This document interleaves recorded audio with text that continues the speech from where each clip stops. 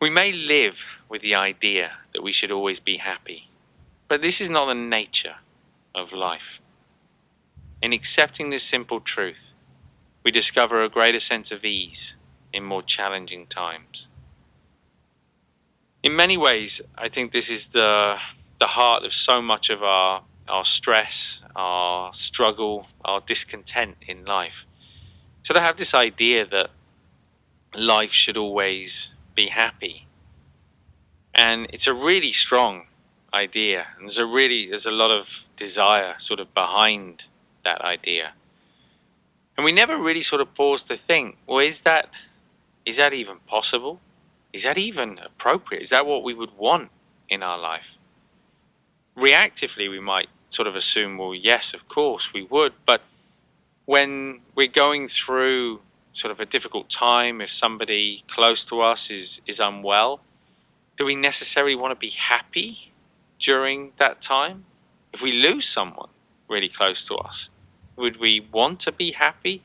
The truth is, the range of human emotion kind of support us throughout the journey and throughout the many different circumstances that arise. And we're not always sort of in a position, in a situation where happiness, in terms of, the happiness that we think of as not feeling sad, well, that's sort of necessarily appropriate.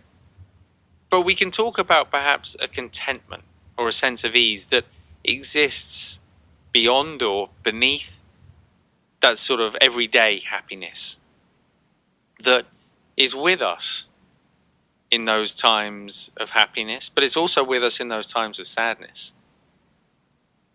It's a mind which is at ease with thinking, at ease with feelings, at ease with the world around us, no matter how it appears in that moment. Doesn't mean that we necessarily want it to be that way, but at the same time, we're not resisting it. And in not resisting it, we find a sense of contentment. So rather than striving for that everyday kind of happiness, and perhaps looking outward for that, instead looking inward, finding that sense of contentment, no matter how the mind or life appears in any given moment.